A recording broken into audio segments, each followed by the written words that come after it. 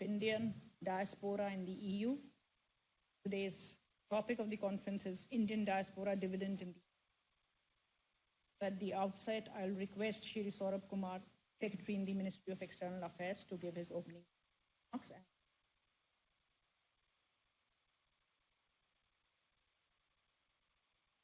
Honorable Minister of State for External Affairs, V. Muralidharanji, distinguished panelists and friends. The European Union is India's natural and preferred partner. The historic India-EU leaders meeting held in May 2021 opened a new chapter in our relations and infused a fresh momentum. Over 1 million strong Indian diaspora in the European Union has played an important and invaluable role in furthering our ties with the European Union and its member states. They have made a mark for themselves in their chosen fields and have contributed to a wide array of sectors. Many of them have gone to successfully represent their local communities or have become leaders in their fields and have championed closer relations with India. We are proud of their achievements and contributions and would like to see their greater engagement with India. This conference is a step in that direction.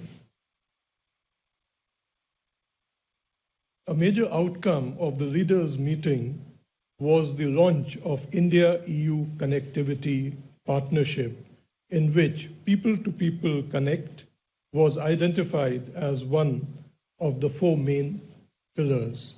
The partnership, apart from promoting physical and digital connectivity, aims to support the flow of people and ideas. The critical importance of people-to-people links was acknowledged, and it was agreed to encourage and expand exchanges across an array of fields.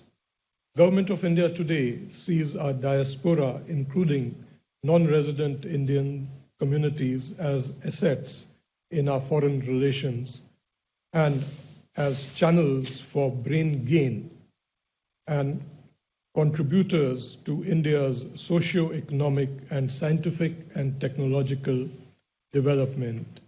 This is a distant cry from the old concept of brain drain. The government's policies and engagement with diaspora are driven by this new orientation and commitment. Our diaspora in the European Union is diverse, with a lot of potential and energy.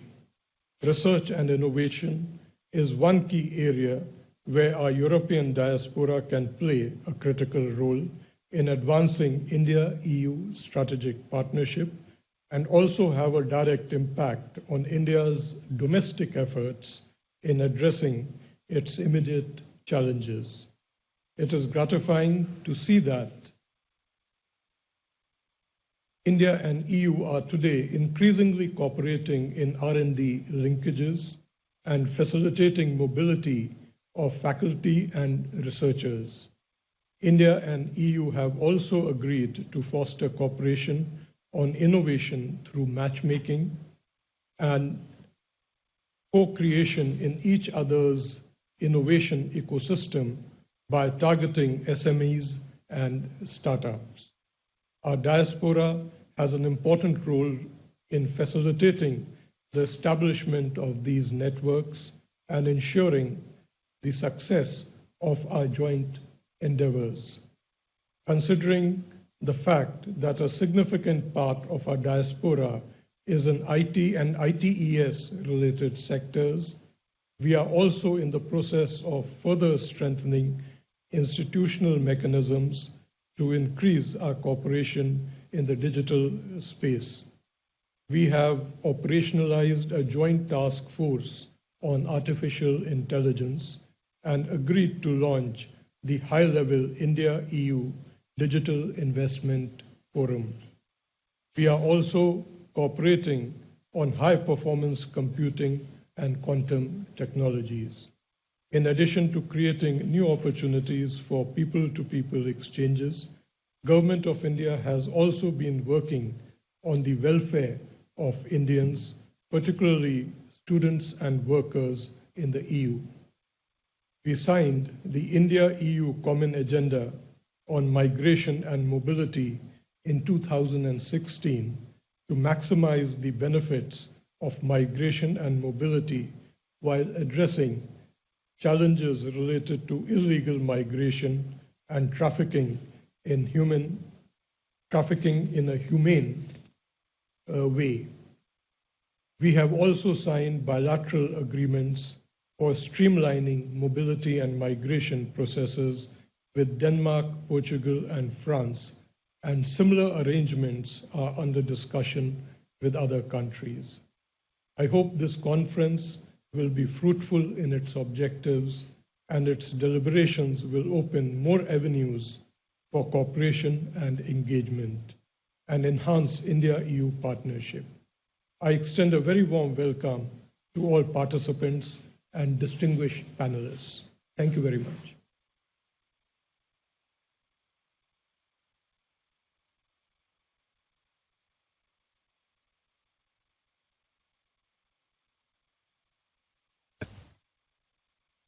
Secretary East, Sri Saurav Kumar, Additional Secretary Ms. Manika Jain, esteemed panelists and dear friends, Namaskaram.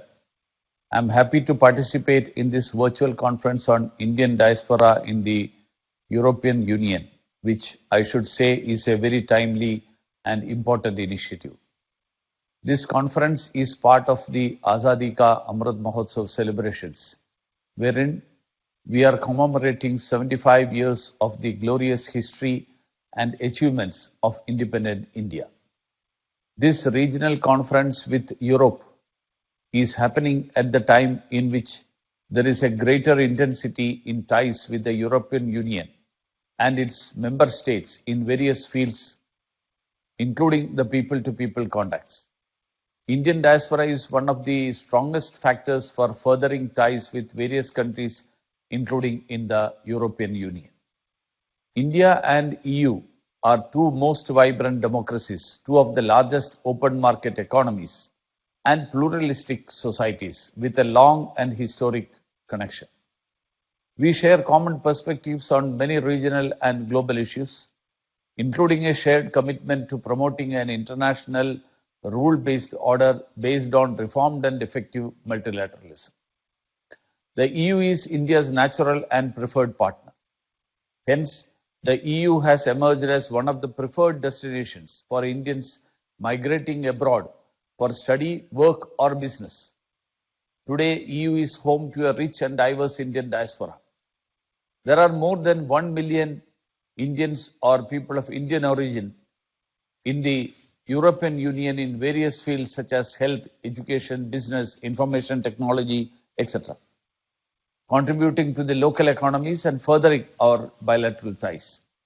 Friends, Indian diaspora has become a living bridge between our countries and is playing an instrumental role in creating a lot of goodwill and exciting opportunities for enhancing India's relations with the EU, its various institutions, and its member states. In the true spirit of Vasudhaiva Kutumbakam, India has traditionally been a pivot of soft power exercise for promoting global peace and progress. And the diaspora has played that role to its true meaning, including in the EU. The success of each of our overseas Indians has dramatically changed the world's perception of Indians and of India. While India is moving ahead on the path of development at a rapid pace, the achievements and support of our Indian diaspora abroad cannot be overemphasized. We have people of Indian origin as heads of the state and heads of the government and as heads of large multinational corporations, raising India's profile in the European Union. Let me give an example. During the India-EU leaders meeting in Porto in May 2021, the Prime Minister of Portugal, Mr. Antonio Costa, flashed his OCI card and Portuguese passport, which expressed his strong desire to relate his Indian roots and Europeanness. The first India-EU leaders meeting was hosted during Portugal's presidency of the EU, which set a new milestone in our relations with the EU. At the same time, our large diaspora has continued to maintain deep and abiding connections with their motherland and its rich heritage, traditions, and culture. For example, the contribution of diaspora in Europe during the second wave of COVID was a valuable one. Friends, I am happy to note that India is among the very few countries which has an extensive, proactive, and evolving policy framework for engagement with the diaspora. The priority of this government is to build everlasting links with the Indian diaspora the world over and create appropriate channels and avenues for our highly talented and resourceful diaspora to contribute to the rapid socio-economic development and transformation happening in India. We can immensely gain from the skills and talents of the diaspora and are committed to harness this potential for mutual benefit. In this connection, various programs have been initiated to connect to diaspora. Some of the notable schemes are Vajra Faculty Scheme, which brings an international dimension to the R&D ecosystem of India. Pravasi or the Pravasi Bharatiya Academic and Scientific Sampark, integrating Indian diaspora with the motherland. At the India-EU leaders meeting held last year in May 2021, both sides launched an ambitious India-EU connectivity partnership to give a much-needed boost to sustainable projects in the field of physical, digital, and energy connectivity. People-to-people connectivity has been identified as one of the 4 key pillars of this partnership, underscoring the commitment on both sides to support the free flow of people, talent, and ideas between our regions. As part of this partnership, India and EU have agreed to enhance exchanges of faculty and researchers and foster cooperation on innovation through matchmaking and co-creation in each other's innovation ecosystem. We depend on our talent and well-networked diaspora to successfully implement this partnership. Friends, the government is proactively working towards enhancing employment opportunities for skilled Indian workers in foreign countries. To have a formal framework of cooperation and maximize the benefits of migration and mobility, Government of India and EU has signed a common agenda on migration and mobility in 2016. Further, to streamline the processes and strengthen long-term prospects for our students, workers, and professionals, we have entered into a number of agreements on mobility and migration with France, Denmark, and Portugal. And similar MOUs are under discussion with other countries like Germany, Benelux nations, and Italy. The government under the leadership of Prime Minister Sri Narendra Modi ji is committed to promote the welfare and protect the interests of Indians living abroad. To promptly address the grievances of the diaspora, we have created a fully integrated online Madad portal. During this COVID pandemic, to facilitate the movement of the vaccinated people from India to countries in the European Union, the Government of India has been taking up the matter of acceptance of made in India vaccines such as Covishield and Covaxin. Due to our persistent efforts, many countries in the European Union started accepting the Indian-made vaccines for traveling into this region. The Government of India, through our embassies, will always be available for ensuring the welfare of the Indian diaspora. Friends, India has become the global leader in the number of startups and innovation. Moreover, the government initiated a number of reforms in the economic and financial sector, which immensely opened up India's investment regime. We have launched a number of flagship programs such as Smart Cities Mission, the Digital India, the Skill India, the Startup India, the Swachh Bharat campaign, etc., in order to achieve our objectives of a prosperous, skillful, enterprising, clean, and futuristic Atmanirbhar Bharat. I call upon the diaspora to use this opportunity to be part of India's digital, greener and cleaner growth story. The government has been working closely with the diaspora at the member state level to leverage each other's strengths to mutual benefit. However, it is felt that a diaspora organization at a pan-European Union level will increase better coordination and benefit from synergies. I am confident that today's conference can deliberate on such proposals and come up with concrete ideas to further intensify our engagement with the Indian community in the EU and help us harness our diaspora dividend. I wish all participants a productive and successful conference. Thank you. Thank you very much, sir, for a very enriching address. I now invite Madam Manika Jain, Additional Secretary, Overseas Indian Affairs, to give the vote of thanks. Honorable Minister of State for External Affairs, Shri V. Murli, Shri Saurabh Kumar, Secretary in Ministry of Affairs, esteemed panelists, my colleagues in the missions abroad, and ladies and gentlemen. Begin with, I'm extremely grateful to the Minister of State, Shri Murli Dharanji, for giving the keynote address on this important Pravasi Bharatiya Divas regional. We have a sizable and well-established Indian diaspora in the EU, which is an asset not only to India, but also to the European Union. The Honorable Minister has highlighted the programs which India has initiated to connect the diaspora with the R&D ecosystem of India. Sir, your vision regarding people-to-people connectivity, underscoring the support to the free flow of people, talent, and ideas between the two regions, and to have a formal framework of cooperation and maximize the benefits of migration and mobility, among other things, are well received. I also thank Shri Saurabh Kumar, Secretary in the Ministry of External Affairs, for his welcome address, wherein he rightly mentioned that India-EU leaders meeting in May 2020, the importance of India-EU connectivity partnership is that people-to-people connect has been identified as one of its four main pillars.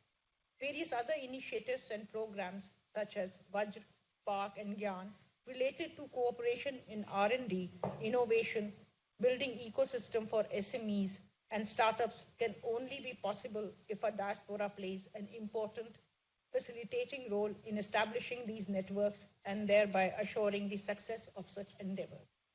For such activities and flow of ideas, the ministry is making all-out efforts by providing various platforms, PBD conferences being one such platform. Today, in this very timely conference on Indian Diaspora Dividend in the EU, we have 7 panelists, 1 from India and 6 from the EU region. Shortly, these experts in their respective fields, drawn from France, Italy, Ireland, Poland, Portugal, and Switzerland, will be sharing their rich experiences with us. I thank all these panelists for their valuable time and insights. I also thank all other participants, audience, and stakeholders who are with us today for this conference. Last but not the least, I'm grateful to all our heads of mission in EU countries and my colleagues across the region and in Delhi for assisting us in bringing this conference to you. Now I wish you all a very meaningful and successful deliberations. Thank you and Jai Hind.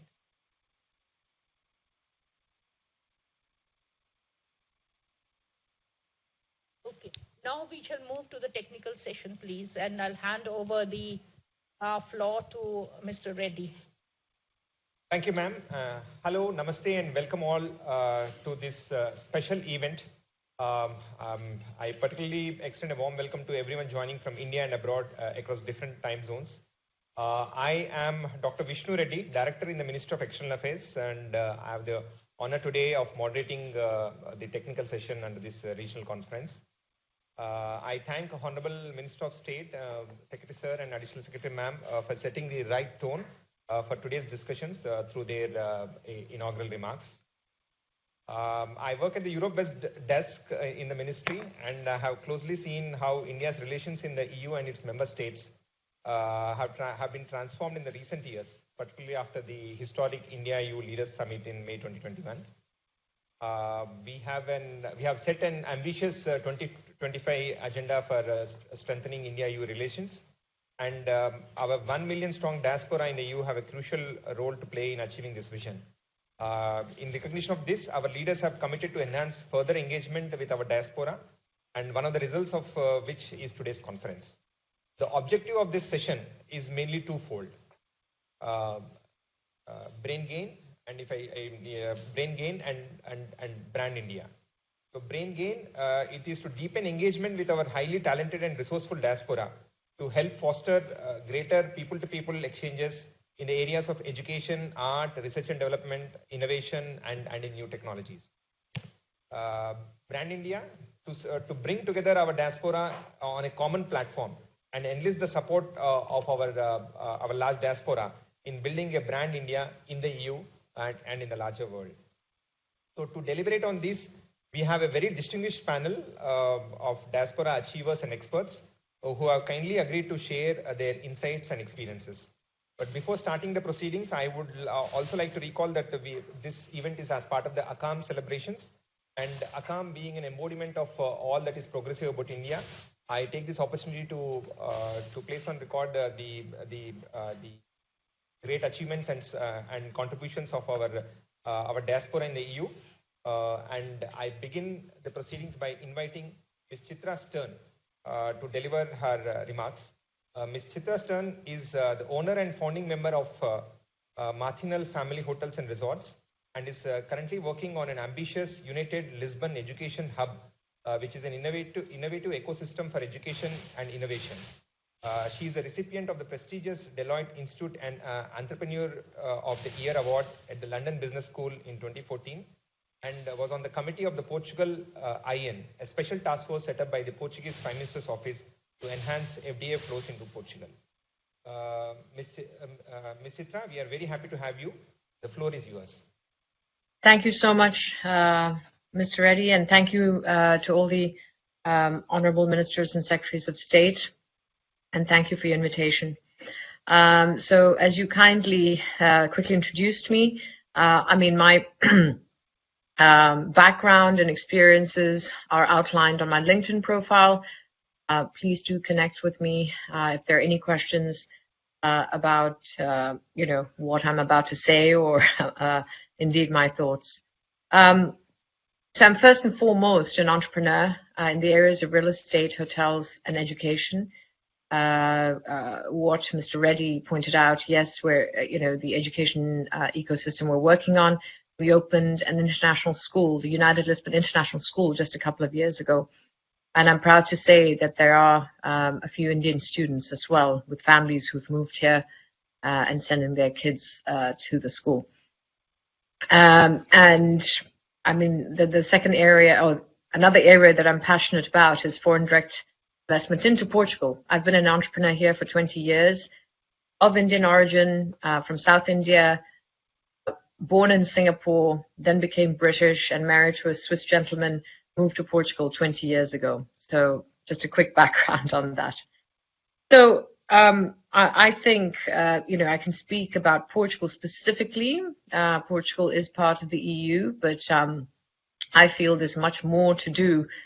For example, in terms of tourism, in order for countries to understand each other, I think it's very important for people to travel to each other's countries. And, I think awareness of Portugal and travel to Portugal within India could be improved alongside the visa process. The Schengen area is a fantastic travel for Indians, but Portugal has its own fantastic benefits. And I find that the level of tourism is the first step for people to understand what is available, what opportunities are available within a country to cooperate on. Obviously, that's speaking with my hotel hat on, the Mark Miel Hotels and Resorts. We have been trying to increase Indian tourism over the last years, and it has increased, but I think there's much more to happen. And likewise, then there's an exchange as well, Portuguese tourism into India. The second area is really, I mean, from the education perspective, we've spoken about student visas and Indian students coming to study in the EU.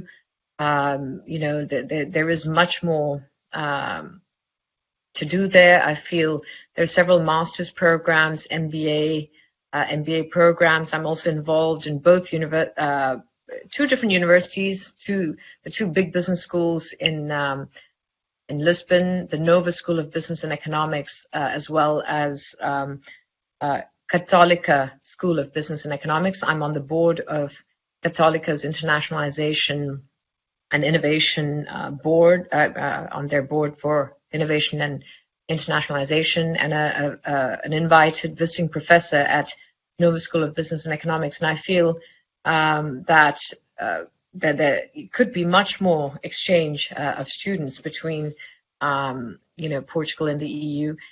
And I think we could go further in the sense that, especially with Brexit that has happened, which is very unfortunate, and I am speaking with my British hat on, there should be more institutions, Indian institutions, that could look to set up in Portugal for their foot in Europe, especially given the shortage of IT people.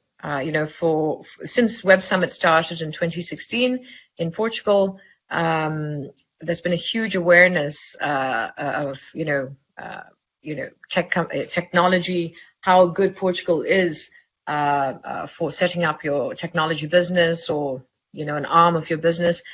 And Portugal being a small country, we do not have enough IT graduates to fulfill, or engineers to fulfill the growth that is happening. And there's certainly scope for an Indian or even a couple of Indian institutions known for engineering and IT to be setting up a base here, to have a foot in Europe, and to help with this increasing brand India. I mean, the IIT being the greatest example, obviously, which would help, I think, immensely if some, brand of engineering and IT university setting up a base here in Lisbon, and it's a double-pronged approach to also help with the qualification of students and attracting skilled labor. Crossing between education and Ayurveda, I know a few minutes, 7 minutes is not enough to talk about the whole strategy here, but traditional Chinese medicine is very well known in Portugal. Ayurveda is very little known in Portugal, and I think there's a huge potential to increase the awareness of Ayurveda in Portugal, and in fact, set up a training center or to bring more Ayurveda education as an area of complementary medicine. The tourism of Portugal, the Institute of Tourism in Portugal, is focusing as one of their pillars for the future wellness, and I think this could fit into Portugal's strategy by bringing Ayurvedic institutions here to help increase awareness, as well as join forces with hotels like ourselves, do wellness retreats. And Ayurvedic oils, I mean, one area is, manufacturing of certain products for Ayurveda here, with a base in the EU, which touches upon Ayurveda as well. Skilled labor, I think everyone has spoken a lot about it, and I'm very thankful to hear that there's a lot of cooperation happening. We have a shortage of skilled labor for restaurants and hotels and agriculture here in Portugal. This is an area which I've been talking about since my time in the Foreign Direct Investment Task Force that Mr. Reddy referred to since 2017, that there should be much more cooperation. So I'm very happy to hear that this has come to the next level now. We have a decreasing population here in Portugal and an aging population. I mean, I could increase the list to nurses, to, apart from agriculture, hospitality, restaurants, hotels, more nurses are needed, medical staff, wellness staff, etc. So that's my short intervention. Thank you very much for listening, and I look forward to the rest of the debate.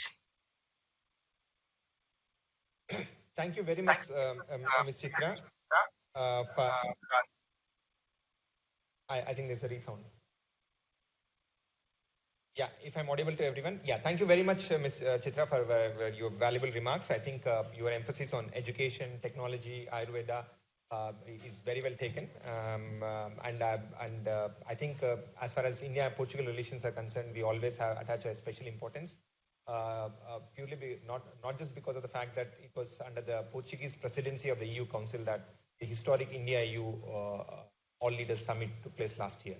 And of course, we have, as you rightly mentioned, we have signed a landmark agreement on of workers, which has been ratified by both India and Portugal last year, and we look forward to its immediate implementation. Your idea of expanding Indian institutions abroad, especially in Portugal, is also well taken, and we have the new education policy of Government of India. We have an initiative wherein we are looking at establishing IIT centers abroad, and I'm sure we look forward to Portugal cooperating with Portugal universities in this regard. Thank you. With that, I would like to invite now Mr. Jagveshwar Rao Madhukuri, who is joining us from Poland. He is a very successful tech entrepreneur and creative innovator who has been actively involved in the transformation of the IT sector in Poland. Not only that, he has been instrumental in facilitating highly successful investments by Indian IT companies in Poland, as well as fostering government-to-government relationship, including at the state level between India and Poland under the Poland-India IT Forum. In recognition of his outstanding achievements and services, he was conferred the Pravasi Bharatiya Award in 2019. Mr. Rao, we are very happy to have you. I invite you to deliver your remarks. Thank you.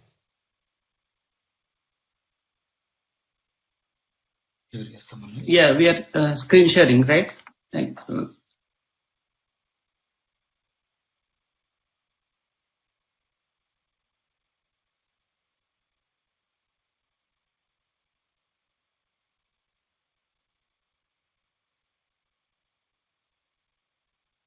Can you see my presentation, Mr. Reddy? Yes, please. Yes, please. Please go ahead. Yeah. I'm honored to participate in today's conference. Welcome all the dignitaries, and let me start by telling a short story about my journey. I came to Poland in 1985 in the last phase of Cold War. From the airplane window, I could see all white everywhere. First time snow, and the temperature was shocking, minus 25, and whereas in India it was almost plus 25. In the early 90s, at the time of my graduation in telecommunications engineering, the country was transitioning from socialism to free market economy. First time ever in history it was happening here in Poland. I was fortunate to experience and contribute to the changes happening at the time by being part of international telecom consulting team, which implemented the first digital telecom switch with access to international gateway at the Warsaw Marriott, that is the center of Warsaw. I leveraged this position to facilitate many investments through foreign investors coming to Poland by helping them to solve their technology issues. After some time, I began to think about how I can give back to Poland and India. Our first biggest impact was through the IT sector. After Poland joined the EU in 2004, we realized there was a synergetic opportunity to create a nearshore delivery center for IT services in Poland, as India had a matured IT outsourcing industry in those days. We conceptualized to promote intergovernmental interstate relations, as you mentioned, for economic development between the Indian states and the regions of Poland under the Poland-India IT Forum. I convinced and brought both sides together, and in 2005, we signed the first ever MOU between Andhra Pradesh state and the Małopolska region, which led to signing many more MOUs later. Then we started to think about how can we expand and deepen the relationship. Then we created Poland-India Business Council. I'll give you a short video presentation which will show the impact of our work. Regional Pravasi Bharatiya Divas Conference with EU countries, 23rd February 2022. Indian diaspora role in the European Union. Presenting a short AV on how we build nearshore delivery center for Indian IT industry to serve EU from Poland. Poland and India. Two nations with rich heritage. Two nations with abundant resources. For their own people and also for people across borders. Two nations that are perfect for an alliance that can make history while making the future. For decades, the close cooperation between India and Poland has evolved to be the fulcrum for growth in Europe and Asia. India enjoys a lot of goodwill in Poland for hosting Polish children's camp in Jamnagar, Balachadi and Kolhapur for refugees of Polish children who were brought out of the USSR during World War II. And PIPC has paved the way for a closer bilateral partnership under the able leadership of Pravasi Bharatiya Samman awardee Mr. Jagadeshwara Rao Maddukuri, IT and telecom entrepreneur, and Dr. Andrzej Hebowski, managing partner at the Poland-based Miller Camfield law firm. PIPC collaborates with central authorities, business leaders, and academia of both countries to identify the right needs and opportunities.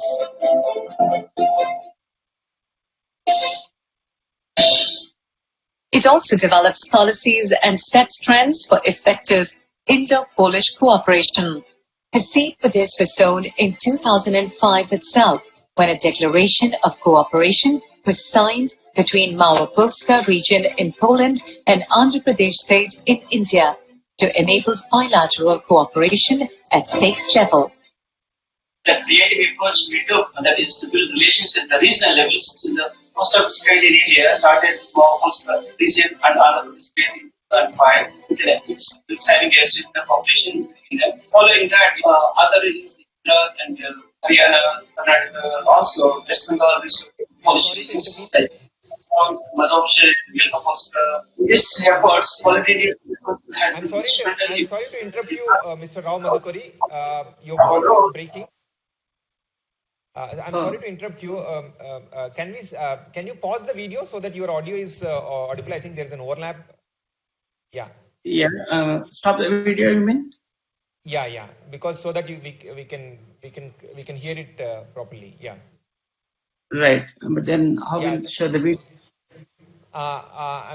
Because the voices were overlapping. If you could to try it again, or you could make your intervention directly. Thank you. Yeah, we can. Let me start one more time. If it works, then. Poland-India IT Forum held in 2015, attended by government representatives and leading IT companies of both nations. It was learned that India has the technological prowess and Poland is a great ground for FDI.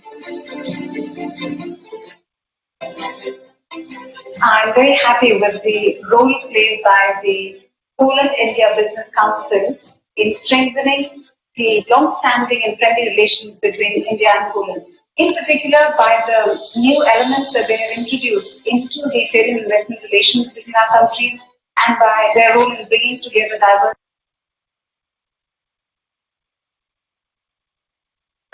Going forward, I wish the Poland-India Business Council all success in the future endeavors. Indeed, as per a recent survey, IT companies in India have been consistently topping the charts in terms of performance and innovation, also creating powerful unicorn startups year after year.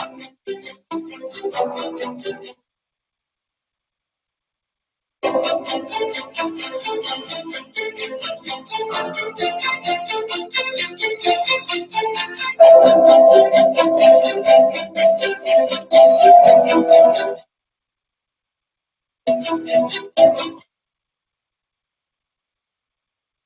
the mid-2020s, we had a business need to establish a cybersecurity technical center to support our European customers in adherence with GDPR compliance in an optimized way. During this pandemic times, we were able to address this in collaboration with STPI and Milan Business Council. Thanks to Mr. Jagdishwar Rao Madhukuri, who had taken the lead to get the remote site up and running in Krakow in a span of 6 to 8 weeks. It's a bridge between potential and productivity. It's the bridge of prosperity. The Poland-India Business Council. Region. So now, looking for the future, I would like to present 3 opportunities that I believe can intensify cooperation between India and EU countries. The first is through capacity building and workforce development. In the services sector, Poland has emerged as an important service base for EU countries. India has the same potential to do this and become an alternative workforce for EU countries. India is already doing this with the US in terms of tax advisory, medical transcription, and financial services. To do the same with the EU countries, India has to understand the economic, legal, and cultural framework of the EU, as Poland has done after joining EU. The EU should also be promoted as an alternative destination for Indian students in technical and medical fields, along legal migration for professionals. This can be accomplished by 1. Expanding legal migration and mobility agreements, which was mentioned before, which are already signed with Portugal, France, and Denmark. Exploring the possibility of preferential processing for ICT visa applicants, like it is done with the US L1 visa for the corporations, IT companies. Number 3, develop social security agreements with Poland and other countries. Due to the pandemic, many countries have also been encouraging and providing a special regulatory framework for digital nomads, which refers to the idea of people conducting remote work from different parts of the world. This model should be further encouraged. The second opportunity is through promoting tourism. India has a strong medical health and wellness industry. Promoting Indian tourism in Europe so that Europeans can travel for yoga, meditation, and spiritual experiences would be a great opportunity. Likewise, countries like Poland offer tourism that is rooted in cultural and historical significance. The third opportunity is through technology transfer, joint R&D, and promoting startup ecosystems. First, European green technologies can offer many solutions for India's environmental challenges and to build sustainable economy. Second, partnerships should be built with R&D centers and universities in the EU for joint IP creation. The third, the startup ecosystem between India and EU should be further integrated like it is done between India and the US. 1, large companies benefited from outsourcing to countries like India and Poland. And now we must find similar structure for startups that would benefit from engagement model where there is a remote workplace from India and Europe seamlessly integrated. Number 2, the VC industry could collaborate for cross-border investment opportunities. Number 3, we should develop a global sandbox environment with a friendly regulatory framework so that founders can concentrate on building solutions rather than spending time on filing applications. I would like to thank the Minister of External Affairs for giving priority to Europe, which I have been advocating for some time, and the Embassy of India for giving me this opportunity, and Jai Hind. Thank you very much, Mr. Rao, not only for your presentation, very informative presentation, and of course it beautifully captured the role of Poland-India Business Council, and more importantly, your own personal contribution in bringing our nations together. We echo your sentiments, and of course, in India, as far as Government of India's foreign policy is concerned, enhancing relations with you is now a top priority. We also take your very good suggestions with respect to mobility as well as workforce engagement and medical tourism and digital nomads, the concept that which we need to work on, as well as encouraging startup ecosystem between India and EU. Thank you very much for your contributions. Now moving on from IT to biotech and agroeconomy, which is another priority area for India-EU relations. I have the honor of inviting Dr. Shachi Gurumayum, with roots in Manipur. He is now a leading researcher and successful entrepreneur in the sector of agri-biotechnology. He's also the founder of the Malkoki Foundation, which is catalyzing development in Manipur through last mile agri training, health assessment, as well as nurturing future agri entrepreneurs. In recognition of his services, he was awarded the Pravasi Bharatiya Samman in 2021, as well as for his outstanding philanthropic services. I invite Dr. Shachi to deliver his remarks. Thank you. Let me just pull up my screen, and then can everyone hear me okay?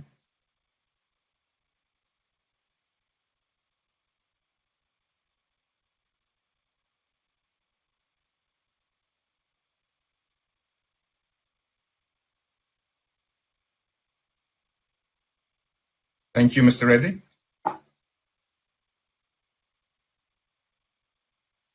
So, should I get going? Please go ahead, please. Thank you. So, thank you for the introduction, for the kind introduction, Mr. Reddy, and all protocols observed. My name is Shachi Gurumayum, and what I want to do today is give you a little insight into the agricultural opportunities that exist between India and the EU. This is primarily my background and something that I want to build further as India and the EU look to strengthen relationships. The picture there is from Champagne, which is in the northeastern part of France, one of the largest producers of cereals in the world. And it ties well into my own personal background. As you mentioned, I was born and raised in Manipur in India. I did my first degree from St. Stephen's College in Delhi, following which I pursued master's and PhD in England, and then an MBA in France before switching to Switzerland, where I continue my education. But essentially, I'm a lifelong learner. But over the last 20 years, I've been able to build up quite a lot of experience in R&D, business development, and general management in multiple countries around the world. I was also honored to be awarded the Pravasi Bharatiya Samman Award last year. Building on the work that I've been doing around the world, some of which you can see in the pictures there. The first one obviously is highlighting me in the tractor helping my brother-in-law harvest wheat in Champagne. The one below is looking at a banana farm through the work of the Malkoki Foundation in Manipur. Manipur's right at the border with Myanmar, for those of you who aren't familiar with the region, in the northeastern part of the country. And I've also been involved in training farmers, developing new technology, helping farmers access safer and better biological products, part of improving productivity. You can see a picture there from Kenya as part of a training program. Now, just to give you an insight into the India-EU trade in agriculture, I mean, you can look at the charts in detail later on, but essentially, India exported agri-foods in 2020 worth 2.4 billion euros, while it imported close to 600 million euros worth of products. These are, large numbers, but if you look at it in terms of other players out there, we ranked 44th in terms of destination for EU products. Which is a very small share of the total EU export, and number 14 in terms of a supplier nation to the EU. Again, a very small percentage of the total EU import. Now, what this means, if you look at it positively, is there's a lot of room for growth. There's much that we can do to increase India's share as well as our role in the trade. Versus players like the UK, US, China, Brazil, who are the key partners that the EU currently has in terms of export as well as import. And just to highlight some of the other differences in terms of productivity. So if you look at the charts there, you can see, the blue is the acreage that India has. So if you look at it, wheat as an example, India has 31 million hectares of wheat. The EU has close to 23 million hectares. However, if you look at the productivity, wheat has a productivity here of 3.4 tons per hectare in India versus an average of 5.5 in the EU. That's a significant difference. And these are averages, of course, there are parts of India that produce very, very well. And for example, if you look at productivity in Champagne, that farm that I was showing you yields somewhere between 9 to 11 tons per hectare on an annual basis. So it depends on where you are, but average-wise, we are still a little behind global averages. We also employ a lot of people in agriculture. So relatively speaking, our labor productivity is low. But turn that around and think where we could be if we were to improve productivity, increase labor efficiency, and so on, and we could be a really big player here, or I would say bigger player in that sense. And this is something that I would like to emphasize on. But then how are we going to do it? And I just got some ideas about how we could do it, which I'd like to share with you in 4 sort of separate areas. Knowledge transfer. I mean, the Honorable Minister mentioned people, talent, and ideas as areas of exchange between the EU and India. The knowledge transfer around good agricultural practices, integrated farming models, where the EU's made a lot of progress. And if you've been following the news recently, the EU's announced that it's going to change the requirements for registering biological products in the region. This is something that India could also look at in terms of framing its own policies, agricultural policies. Innovation exchange. The EU's spearheading a lot of innovation around vertical farming. About greenhouse production and its productivity, high productivity in Holland, for example. EU is also promoting biological inputs. So these are essentially naturally occurring organisms that could be used in place of chemical inputs to control pests and diseases in agricultural fields. Farm management tools, another one, and this is an area where IT, where essentially some of our fellow speakers have mentioned the fact that India's got an IT hub, which we could also use to partner and develop farm tools for our smallholder farmers. That's the difference. So how do we enable our smallholder farmers? Processing is another area. Now, in terms of business models, I'm not quite promoting tourism per se, but I think related to it, something that's growing quite rapidly here in Switzerland and the EU is agritourism. So where people travel to a farm, spend a weekend or a week, they generally, these are organic farms, and they look at what has been going on the farm, but they also learn about agriculture. And that introduction, I think, especially from an early age, helps to shape people's attitude, outlook towards agriculture as such.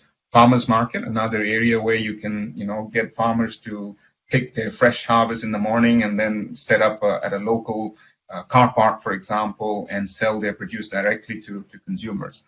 Areas around organic production, for the EU markets. And one thing that I'd like to, think, besides the raw commodities that we export, what about brand India, end products, produced, processed products that could be exported to the EU? And we've heard about, from our esteemed speakers from Portugal and Poland about, the need for ideas and also the movement of people from, India to the EU and vice versa, I would imagine, around IT. However, I think there is also an opportunity for an apprenticeship program between India and the EU so that we can share our ideas and know-how around agriculture. There is a shortage of farm labor, for example. So could that be filled through an apprenticeship program where we bring in, students of agriculture or young farmers for 6 months at a time, 1 year at a time to develop that exchange. Enabling environment, this is critical. Infrastructure around irrigation and so on. Financing and insurance, a relatively small number of Indian farmers are able to secure financing or insure their crops. This is something that we can exchange ideas and learn from.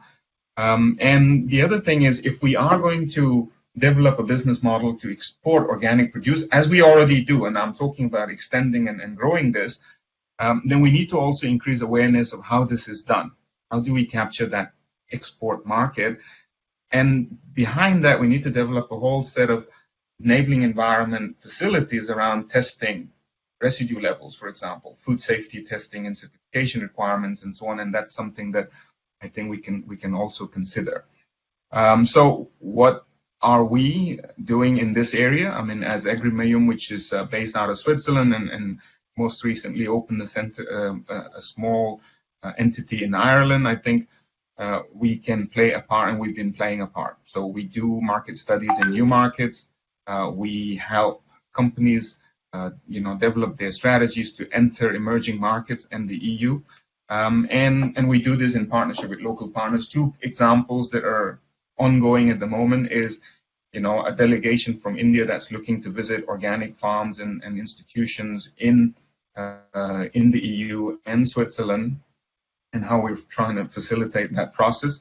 And also, working with partners here, how we can help farmers or entrepreneurs export agricultural produce from India to the EU. Obviously, Mr. Reddy also mentioned the Malkeki Foundation. This is something close to my heart, something that we set up as a private trust, my parents and I, back in Manipur, where I grew up. We've been working closely with the National Bank for Agriculture and Rural Development, conducting value chain studies. And also, importantly, farmers, can also evolve from just farming to being entrepreneurs. And that's what we're trying to help them in partnership with the Syngenta Foundation and others to go beyond just farming and become agri-entrepreneurs. We do provide farmers. We try to integrate a model where we are not doing just last mile agricultural training, but also helping farmers and their families get health assessments so that we can diagnose, predict early symptoms of potential health issues that could lead to a catastrophic event in the future unless tackled early on. And then we work with policymakers and others. So essentially covering a range of areas, but on a small scale. And I certainly think this is something that we could build on much further.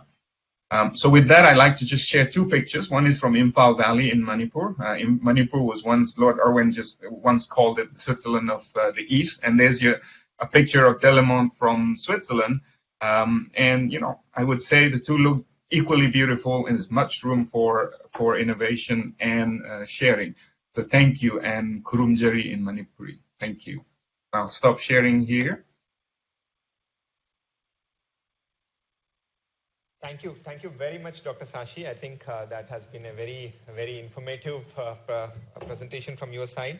I think the area that you're working is very crucial, not just for India, but the entire world, especially because food security has been again spotlighted because of climate change, and that is going to change how we produce and also consume food.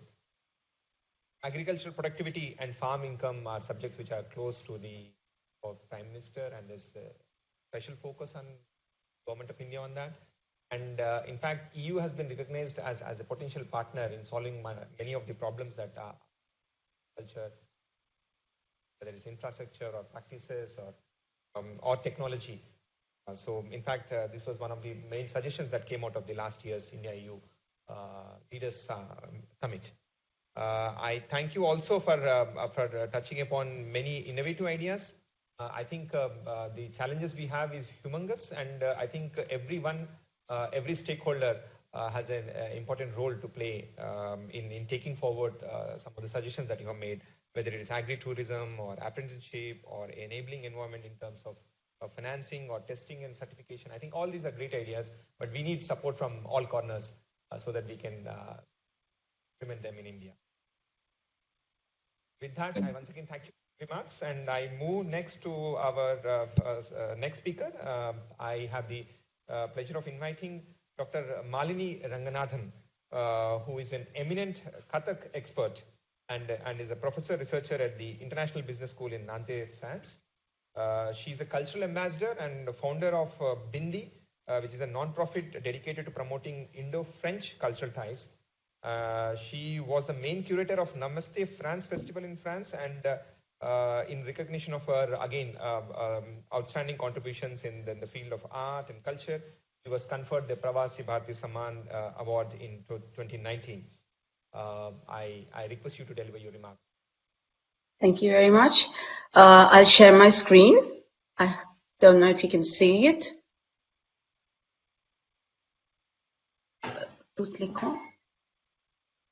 Can you see it? Not yet, Dr. Malini.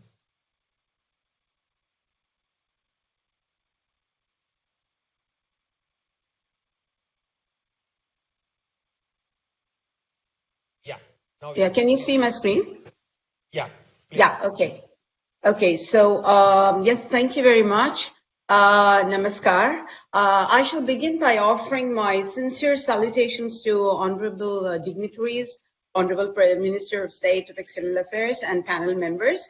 Thank you for inviting me to participate in this regional PVD session on European Union. Before I go further, of course, I'd like to thank all the official institutions for their constant support, particularly the Ministry of Culture, the ICCR, the Embassy of India and UNESCO Paris, who have always been very active in different spheres, which has enabled the Indian culture to become popular and admired in France. I'm both delighted and humbled to present my observation based on my past work before taking it forward to cementing the Indo-French relationship further. So I'm going to go on to the next. Yes, it's a little dense. I don't think you need to read all of it. It's just to give you a quick feedback about what I've been doing from 1983, so almost for the past 4 decades. I have worked diligently to bring out an interface between India and France, both in academic and artistic fields. While my vision towards global recognition of Indian culture is driven by my passion for showcasing it through my performances, my mission to share the benefits of this art is driven by my passion for teaching. So I created the awareness of Indian fine arts and performing arts through dual goals, because in 1980s, the Kathak was not known at all in France. So through artistic goal by popularizing Kathak dance as a performance, but also academic by bringing Kathak dance to institutions by giving it, inserting it into the French curriculum. I, of course, founded the NGO non-profit Bindi, which is a center of promotion of Indian art and culture for French people, particularly. Trained numerous French, and I'm nominated as an expert by the UNESCO. Parallelly, I learned French from the basics, and I qualified myself as a professor. I hold doctorate in educational sciences in French. European University has been very kind to me, and I have also counseled quite a few Indian students who are in Nantes, where I live. I have particularly promoted the Atmanirbharta concept and Indian soft skills as a healer during the COVID pandemic. And I have heard several of my colleagues talk about wellness, well-being, Ayurveda, and I think I'm going to come back to it, certainly because it's my domain activity of art and culture. And I have participated in all the diaspora community events, as I'm elected as GoPU president for Nantes, and we've done quite a bit of fundraising and distribution of material during the COVID pandemic in India. So I just would like to quickly give you a brief visual of what has been done during the Namaste France Festival in 2016, which was received tremendously positively, with almost 10,000 French people coming to attend every show. So we had a 5-day festival, and it was a big success. You can see we brought artists from India, and thanks to ICCR, it was really exceptional artists, and they worked with the French counterparts. So I would like to just quickly share a video, but if the sound is not good, please tell me and we can stop it. A very short video, and I will see if I can play it.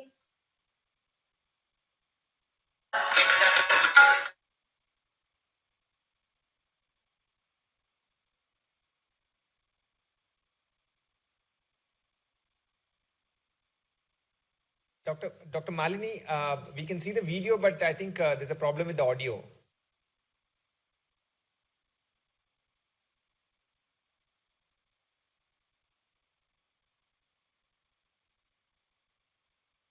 I'm sorry to interrupt again here. We can see the beautiful video, but I think we have a problem with the audio.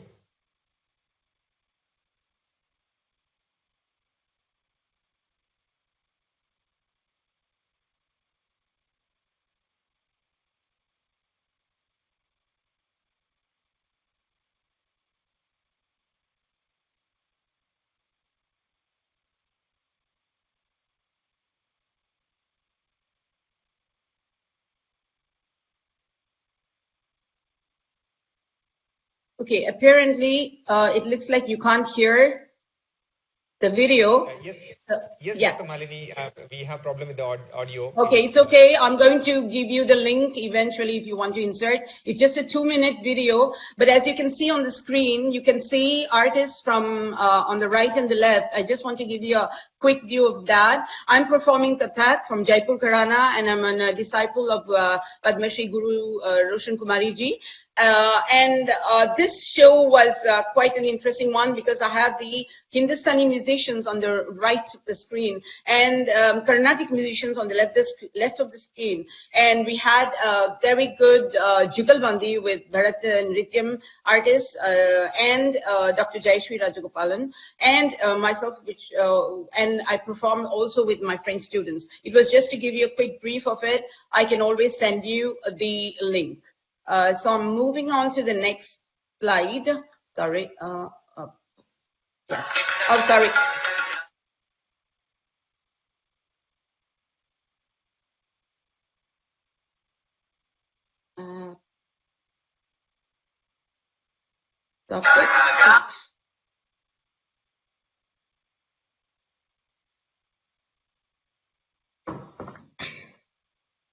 Just a second.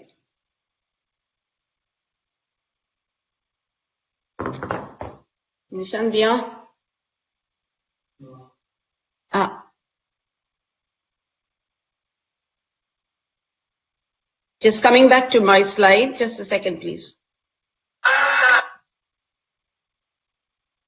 Okay, I just, sorry for this small problem. I'm just going to go quickly to 2 points. The second one is what has been done in France in 2021. So in order to celebrate the Azadi Ke Amrit Mahotsav and the 75th anniversary of Indo-French relationship, under the high patronage of Embassy of India and with the support of Bindi, I organized several India-centric events. So I'm just giving you a quick points. So we had community gatherings and we created shows and videos were made for Gandhi Jayanti and the Republic Day, Yoga Day. So the French really love all these events. Then we had workshops on Indian dance and music, demonstration of yogic postures, explanation of Ayurveda and the importance of Indian food and Indian spices for a good well-being and healthy attitude. Then also I created, during the COVID pandemic, since we could not connect physically with each other, I did create the ABC, which is Adbhut Bharat Celebration, an educative and informative international webinar, which I connected Bindi, of course, the Indo-French organization, with Shashun Jain College in Chennai, India. I will just present a few posters to show you what it was like.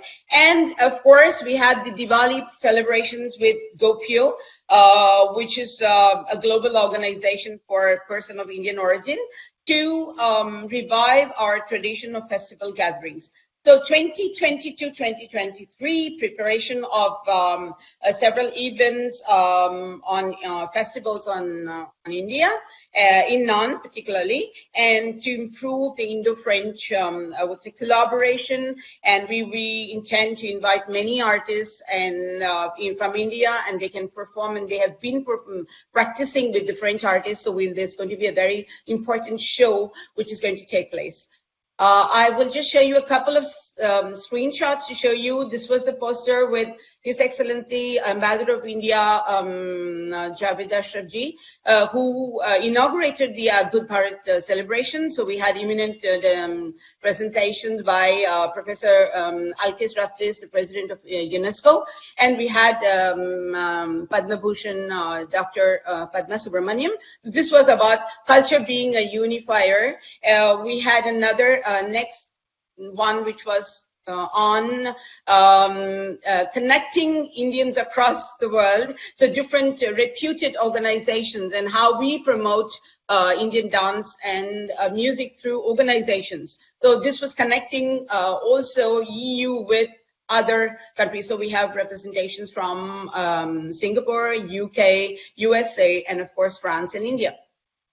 So the next is what we did during I also, as an academician, I do some conferences. I'm a professor of international business at ISG NAN, and I had done conferences on soft power in French, promoting the impact of soft power and in the diaspora. Yoga Day, and which was well received too.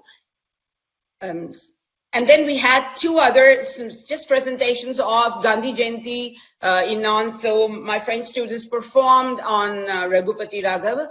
And we had also for the Republic Day, we sent a small gift to the Embassy of India, which was a Bollywood song called Des Rangila, performed by my French students.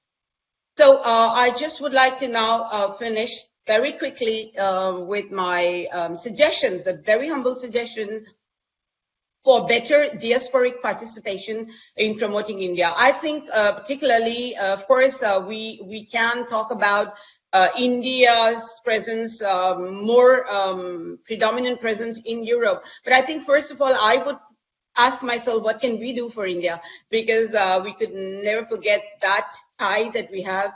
So for me, the EU-Indian diaspora outreach needs a coordinated collective contribution across the European Union.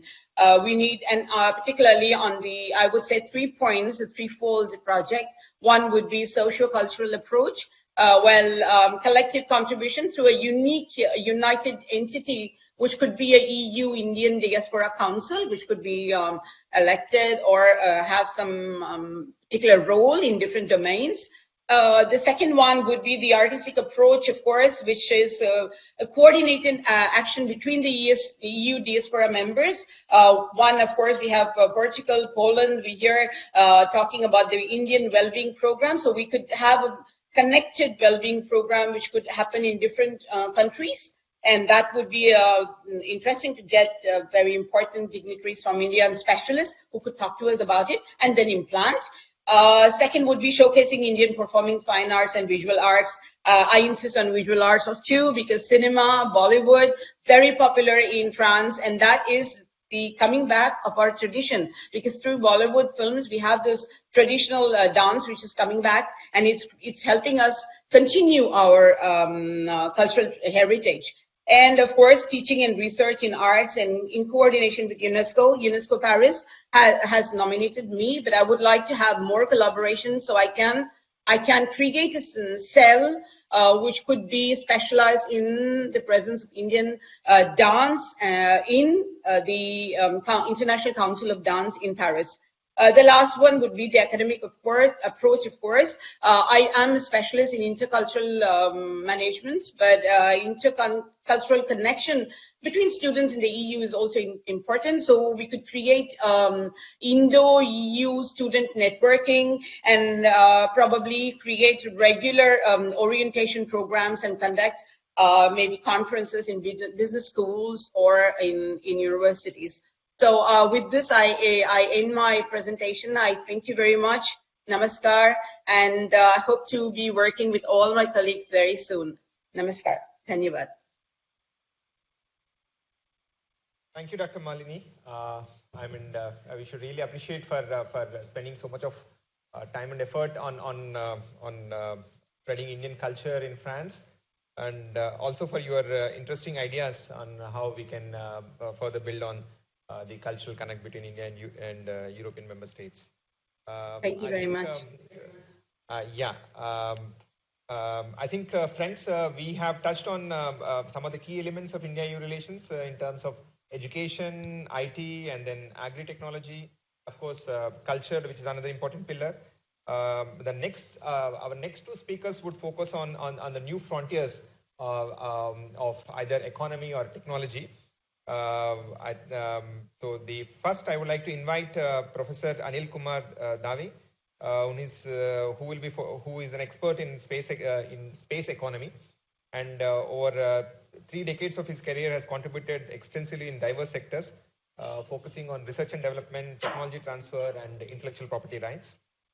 During his tenure at the Italian Space Agency, he was in charge of the new space economy and took a number of measures to support startups and incubators in the space sector.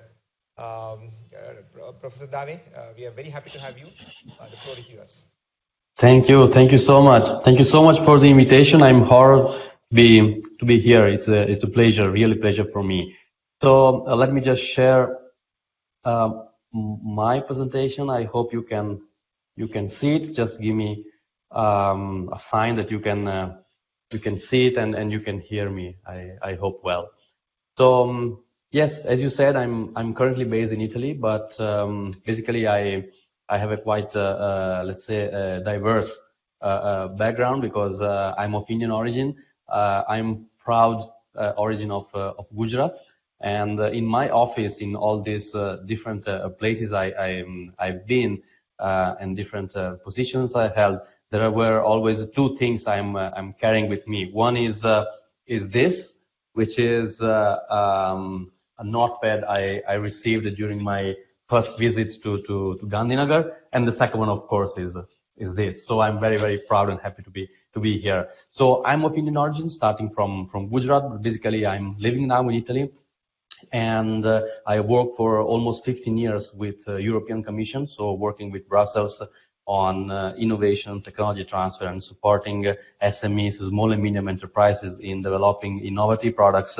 And I spent some time also being an innovation policy manager at the Italian Ministry of Industry. And then, as you mentioned, I spent a very interesting time in one of the sexiest jobs someone can have, that is on space, and being head of the technology transfer and innovation department at the Italian Space Agency. I'm currently member of the board of directors of an innovation hub located in Italy, in Canada, and in China, and hopefully let's see, maybe in India very soon. So basically, in my personal experience, so this is what I'm just I want to bring here on the table, the personal experience on working between Europe and India, and then later on also with the rest of the world.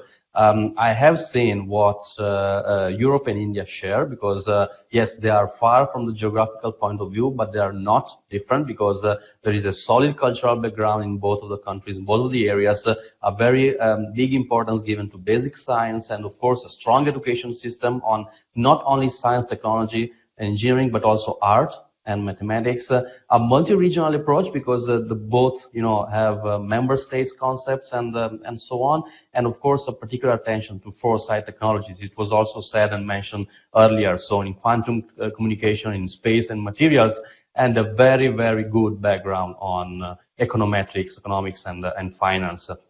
Last but not least, empathy maybe is what is characterizing both of the cultural pillars of the 2 areas, the human factors, the empathy. Yes, there are also things that, in my opinion, are a bit different or differently seen, but in my opinion, difference is an added value. The social policies impact are quite different, but of course, we are talking about different magnitude of population and impact. There is a big science and research competition in the education level in India, and the competition is very, very high, as well as the global challenges are tackled in different ways. And the digital economy is strong, powerful, a strong pillar in India, as we all know, as well as the capacity of building and doing infrastructure and the scalability of startups and small-scale industry, as well as maybe some traits in the public service like health system for all. So we have moved, this is what I've seen, from an innovation diplomacy, where innovation is a universal language, where it was also mentioned by the Honorable Minister before. So there were two EU-India summits. In the last two, in 2020 and 2021, there were collaboration agreements on different topics that are, of course, all shareable and all very much, of interest. So water, climate change, mobility, sustainability, transport and logistics, ICT, science, technology, innovation, and so on. But most of all, what I have seen is that diplomacy now is going towards a joint efforts. So science and technology to tackle common challenges, and in particular, I'm referring to the Sustainable Development Goals, so the SDG. And if you see the importance of STI, so the science, technology, and innovation is of paramount importance, because if you just read the general description of the 17 SDGs, you find 31 times the occurrence of the word technology, 17 times of innovation, and 10 times of science.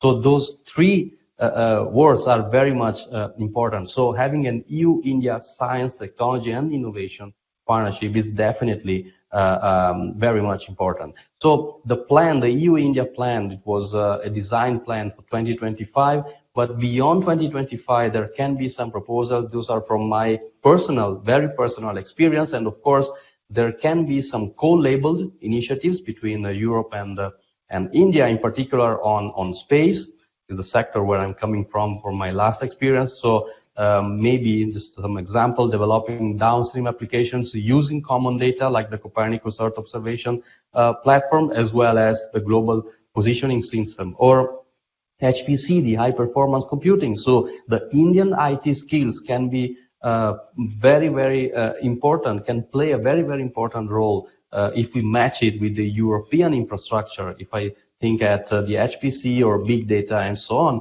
maybe in genomics, in digital health, or in urban planning, as well as the importance of the technology transfer. So setting up innovation intermediaries to foster dialogue between research, enterprises, IP, and protection. This is also something I've been experiencing in my last 20 years almost now. And open innovation approach, this is something that I would really love to contribute, because we know that India is champion and has a leadership in jugaad and frugal innovation, as we mentioned, as we say. But the approach with the European open innovation could be definitely a winning matchmaking for both, as well as maybe the cluster empowerment. So the Indian market opportunities and the European way of seeing the ecosystem and designing some ecosystems in different sectors can definitely play a big role also in making an impact, as well as, last but not least, health sector. We have seen the post-COVID agreement between EU and India in May 2021 last year, the personalized medicine, as well as development and design of low-cost device or digital health and digital twin can definitely play a big role. My 2 cents, because the time is running fast, so my 2 cents idea of what to do before my retirement would be definitely on 2 proposals that are very much near and dear to my past experience. So the startup, I would love to see a joint and an increased collaboration between Europe and India on joint incubators or accelerators, matchmaking between venture capitals and startups, as well as maybe organizing cross-thematic challenges and hackathon. But the second idea could be an innovation intermediary, so a sort of living labs and technology transfer centers supported also by European professionals or also European competencies to make this transition, this technology transfer easier between small enterprises and research, and also vice versa.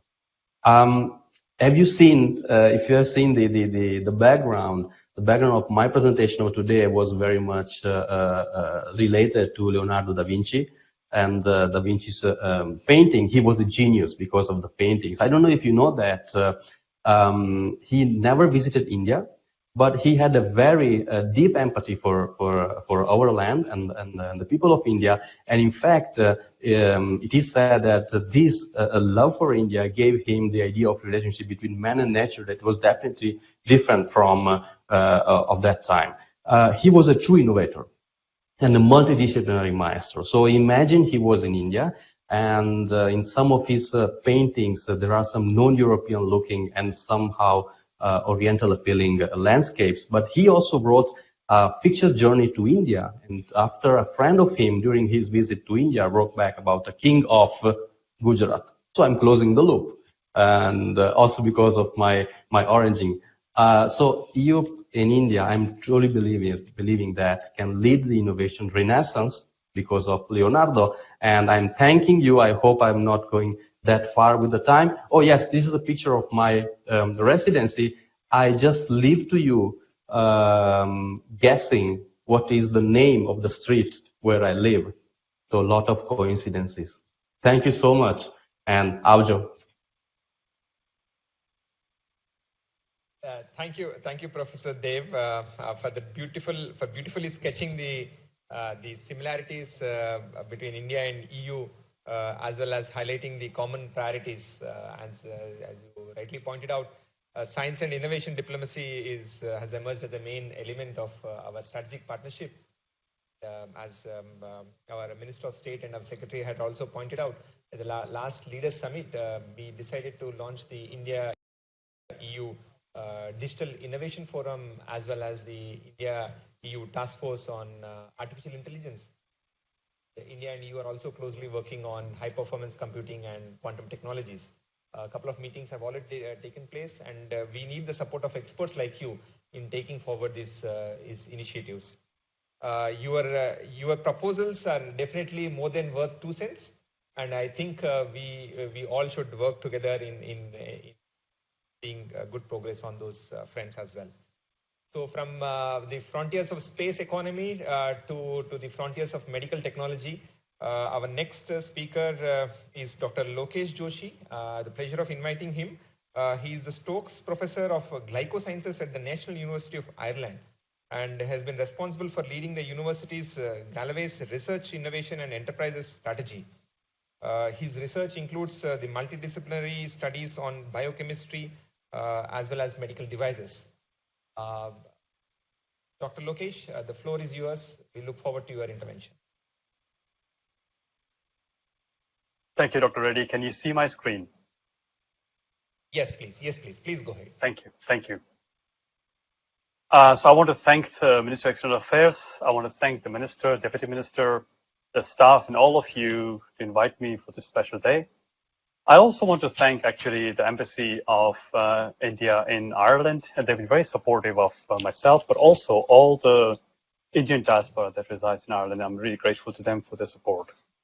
So it's really good to be here. It's great to hear inspiring stories from all different domains.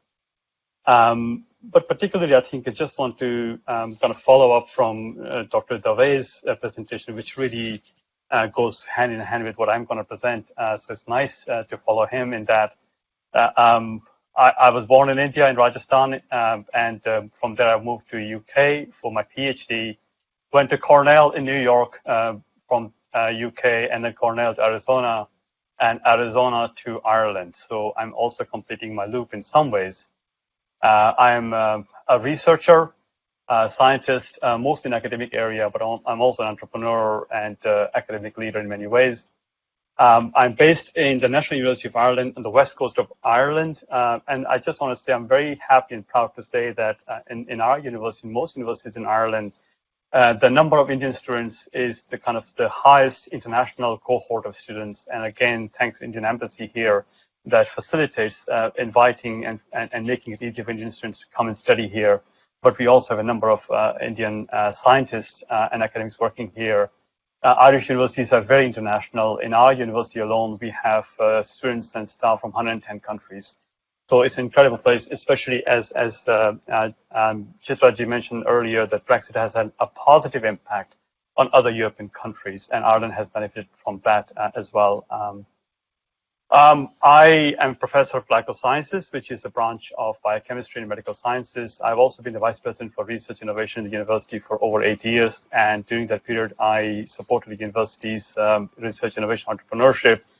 And it led to universities ranking going from 400 to top 200, or sorry, top 1% of the university in the world. And I'm also founder of a biotech company called Aquila Bioscience. And I'll discuss that briefly. So as a researcher, I'm really driven by the impact. I think it's the responsibility of the researchers and scientists, entrepreneurs to make an impact in the world, and I think work together. So what drives me is that the realization that we're living in an increasingly interconnected and independent world. And I think COVID has shown that no country, no community is isolated. I think we are all in it together. Whatever happens to Earth happens to all of us.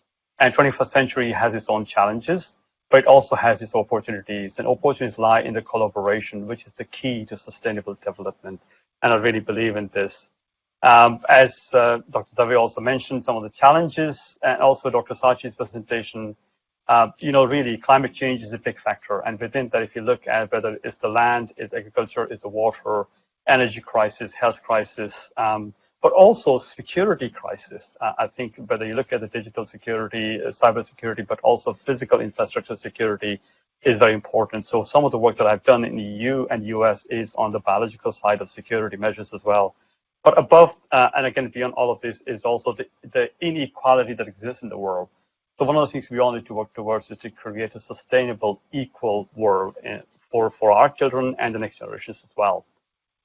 So with that in mind, United Nations came together in 2015, and all the nations that are members of UN have signed up to these UN Sustainable Development Goals. As Dr. Dave mentioned, there's 17 goals in there that really broaden different aspects of our life in general, but it's a shared commitment that most countries are making, most organizations are making, to ensure that we have sustainable 21st century.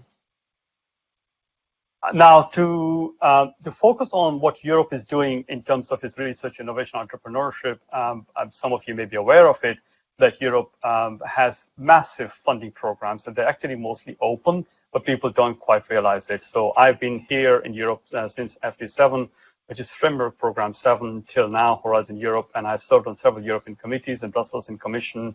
And it started off with 56 billion euro investment in FP7. In Horizon Europe, it went up to 77 billion, and now it's close to 100 billion euros investment, which is actually, which is helping bring the scientists together, not just in Europe, but also from across the world. Now, just briefly, I don't want to go into the details, but to say that for Indian researchers and scientists and academics, whether in any discipline, arts, social sciences, humanities, engineering, medicine, I think this is an incredible opportunity. There are three pillars there: open science, global challenges, industrial competitiveness, and open innovation. Within that, if I can just talk about open science and open innovation, open science is open to researchers from across the world. It's a 25.8 billion euro program, and I have actually been participating in exchange of a lot of Indian students, researchers, and it's an incredible program to bring the best ideas together, but also open innovation. And I'll briefly discuss European Innovation Council program, because again, as we discussed, the support for SMEs, support for innovative ideas, innovation diplomacy, this is an excellent instrument for that. So if I were to go in... Dr. Lokesh, sorry to interrupt you, but your slides are not moving. I am so sorry. Yeah. Thank you. But did you see my slides, these ones? I apologize. So I'm just going to say it's strange. Anyway, so you've heard me talk about it, talk about global challenges, UN Sustainable Development Goals, Horizon Europe's budget. There are three pillars there: open science, open innovation, and I won't talk about middle one.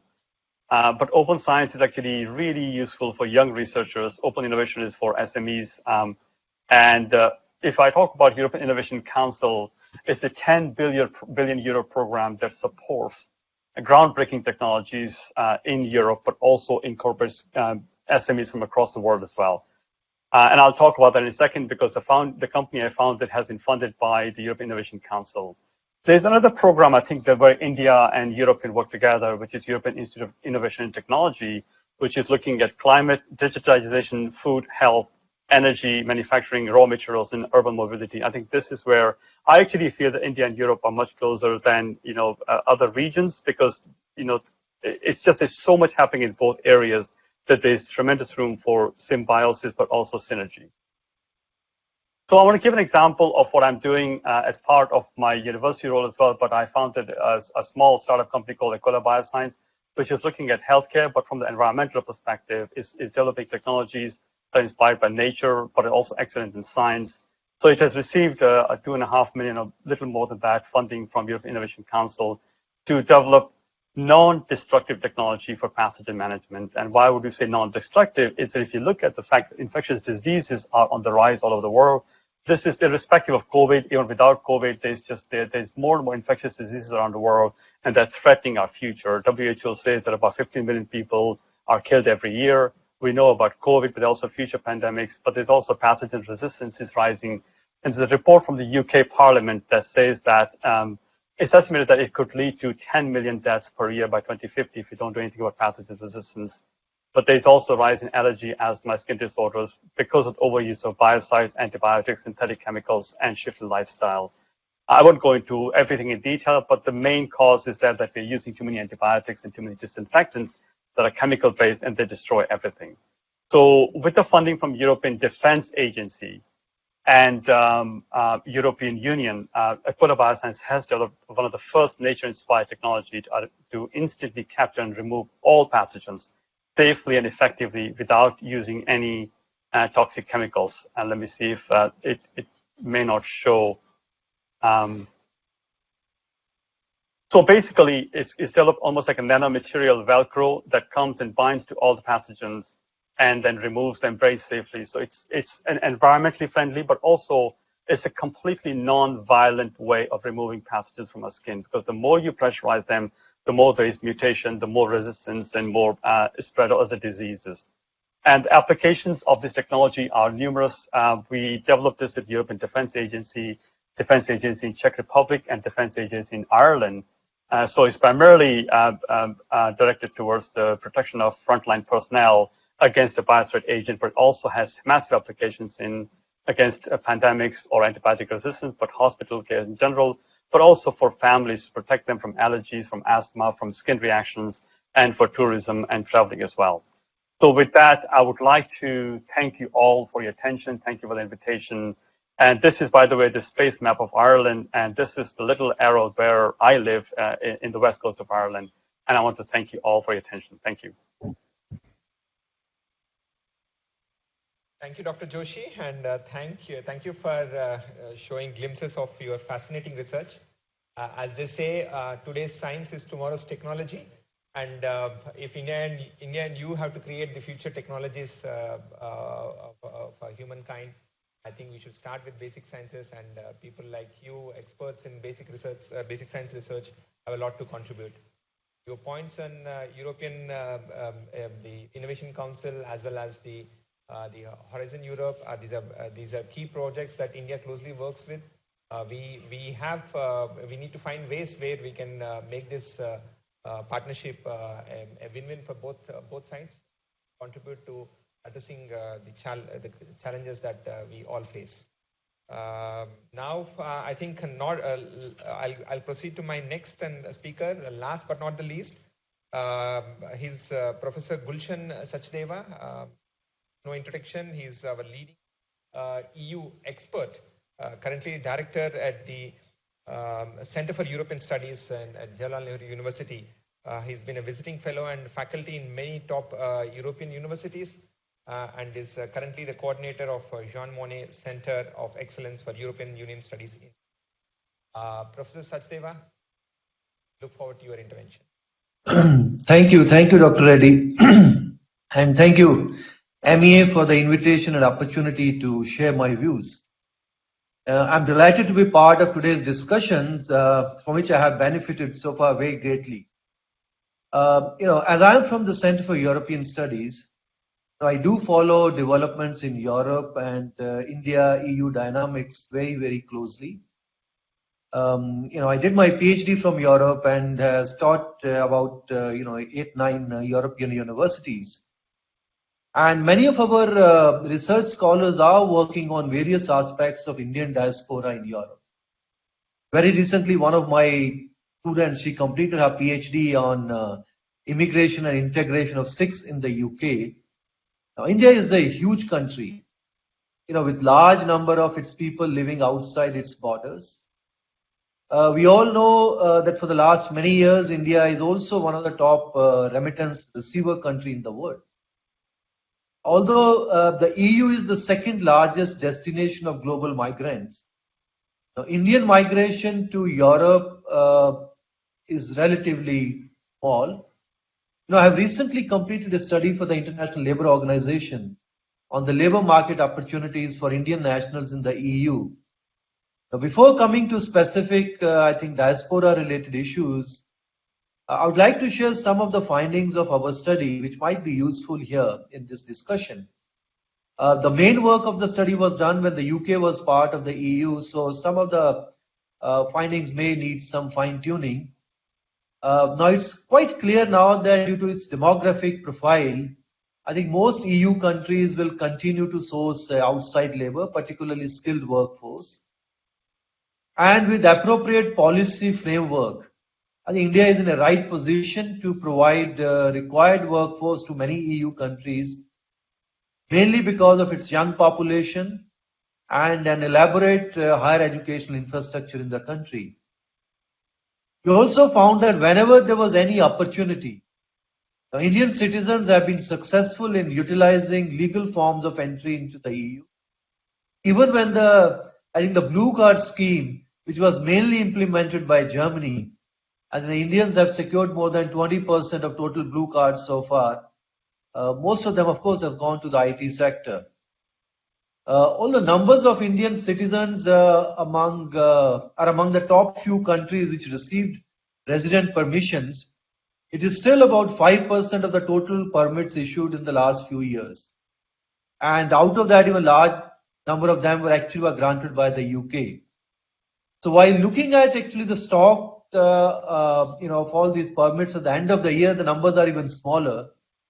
In the last few years, the stock of Indian citizens in the overall permits issued is only about 3%. So although these numbers have increased slightly in the last 10 years, the overall stock still remains small.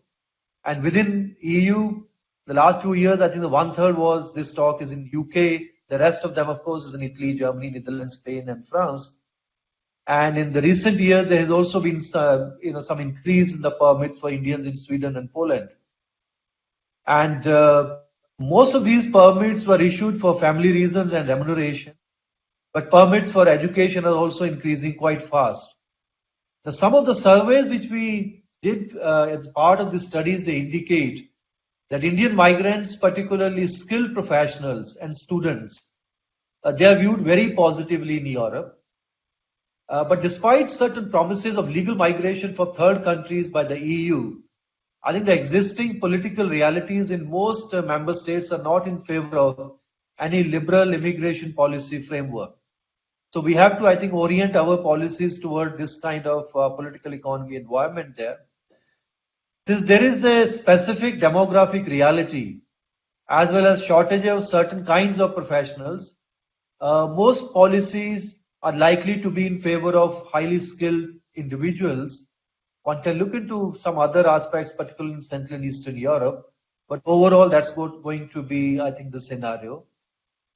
India has already, as mentioned by many earlier speakers from the ministry, that already signed social security agreements with many countries.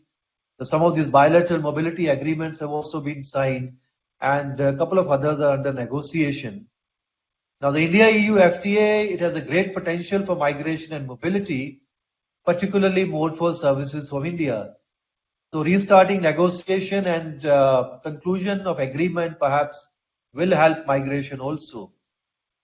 Now, the post-Brexit, if we are now concentrating on Indian diaspora within the continental Europe, its numbers are relatively small. It's also not very well organized. Although they do feel connected to their identity as an Indian, but many of them are still connected through their regional or cultural lines. Many of their activities are connected to, say, like Bengali diaspora, Tamil diaspora, or Punjabi diaspora. And some of these activities are also limited to their own respective countries. So within the EU, if we are looking for an effective Indian diaspora voice, we need to have a collective Indian diaspora voice at the EU level. And Dr. Malini Ranganathan, she also, I think, for this kind of an idea. So we need to look at carefully, I think, which organizations are working successfully at the local level or at the national level, and then how to connect these organizations or groups at the EU level. And secondly, I think to be successful at the EU level, Indian diaspora also needs its presence in the EU institution, including European Parliament.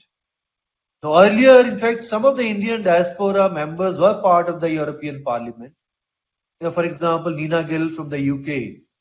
And in many of the India-related debates, they were able to contribute meaningfully. But now with Britain moving out of Britain has moved out from the EU, I think this challenge has become even bigger. Secondly, we also need to concentrate on a large number of students in many EU universities. Many of them are under Erasmus schemes, so they are connected with more than one country within the EU. Since they have actually gone from India recently, they are also more aware of contemporary Indian realities and narrative. Although students are normally a kind of a floating, diaspora population, they could be used more productively to promote India and awareness of rising India within the EU. And in the last few years, as I think the ministers also mentioned, and it was also mentioned by a couple of other speakers, the EU-India strategic partnership has become stronger. The people-to-people connectivity is a very important part of recently signed your connectivity partnership with the EU. So if organized properly at the EU level, I think Indian diaspora in the EU could play a very significant role in connecting businesses, civil society, and policymakers between the EU and India. Thank you. And thank you for your attention. Yeah, thank you. Thank you very much, Professor Sachdeva. I think you have touched upon the crux of the issue. I think we all want and desire a pan-Indian diaspora voice in the EU. And of course, more political representation, and that could contribute to the living bridge that connects India and of course, and you also mentioned about the University Connect and the Student Connect. I think they are core themes that we are all working on. Sure,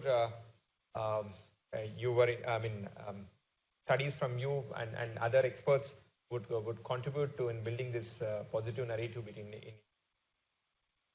With that, we come to the closure of all interventions from our experts, ma'am.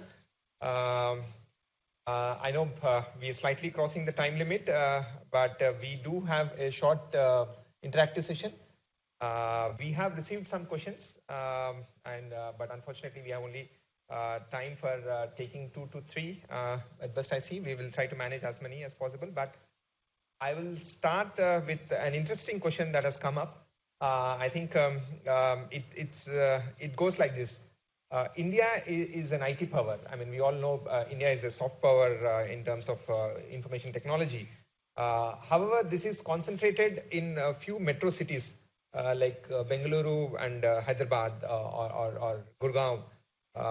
So the question is, how can our diaspora, the achievers, Indian achievers in EU and abroad, can help in taking the IT revolution to the tier 2 cities and towns in India and tap the real potential of our demographic dividend.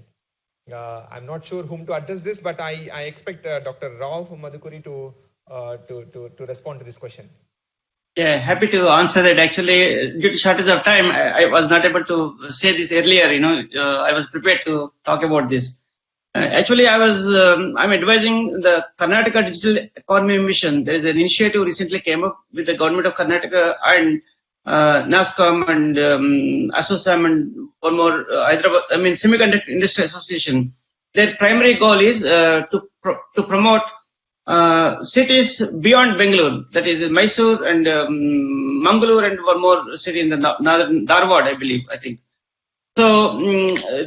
So they have reached out to engage with the other regions in Europe to build a bridge so that startups can work and make teams, cross-border teams, so that there can be a seamless integration of the teams. Because of the pandemic, we all now know that anybody from anywhere, so that mental barrier is crossed now.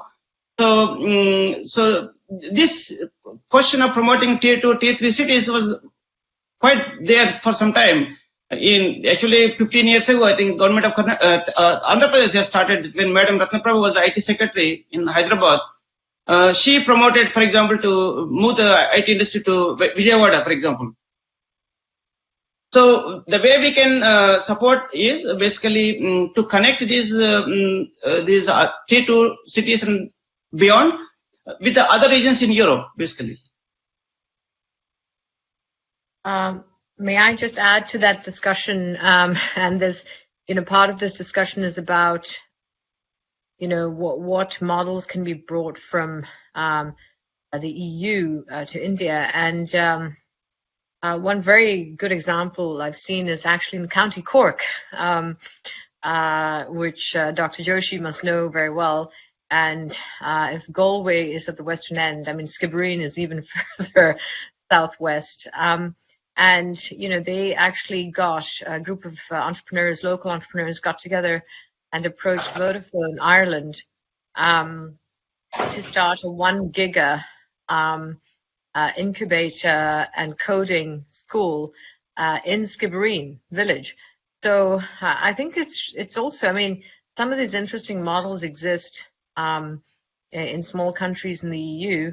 And Skibbereen is a village. It's miles away from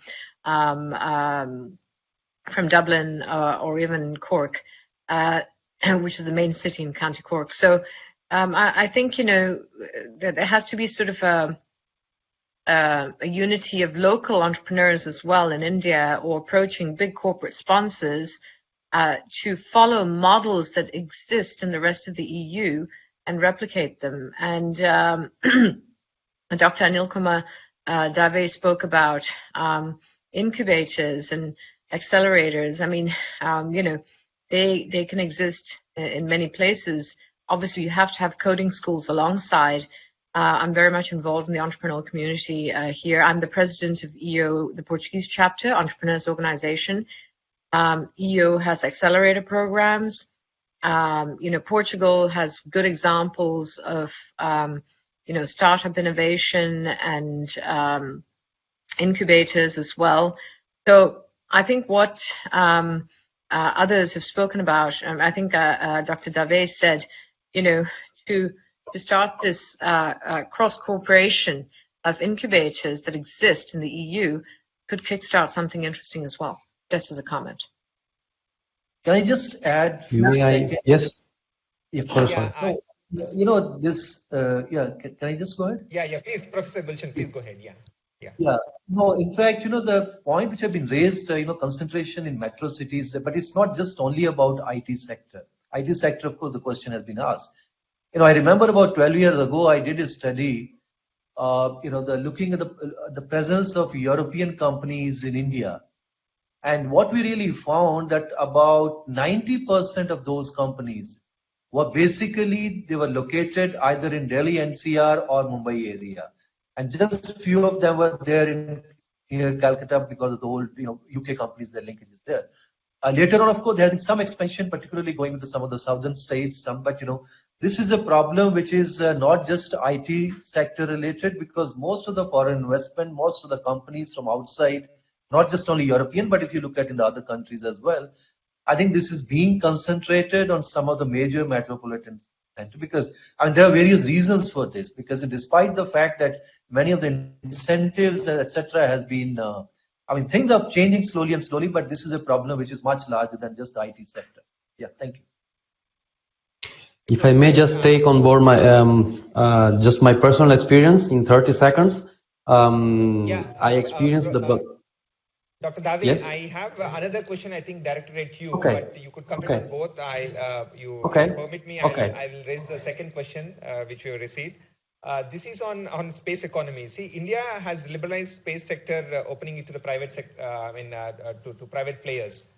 We have a new space cooperation, and we are taking a number of policy initiatives to encourage private sector players. So the question is, how can Indian diaspora help our young innovators to focus on space economy? I mean, since you are in this area, you should be Okay. Okay. addressing It's this not one. Yeah. okay. It's not an easy question, so we should have a separate conference only to address and to tackle this topic. Let me just steal 30 seconds to this answer for the very previous question. And my personal experience, because I was in United States when the IT bubble was there, and before the blowing up of the IT bubble, and when, let's say, B2B was not business to business, but was back to Bombay. And because all the Indians were just moving away from United States because of the IT bubble was just blowing away. So I came back and I went to Italy.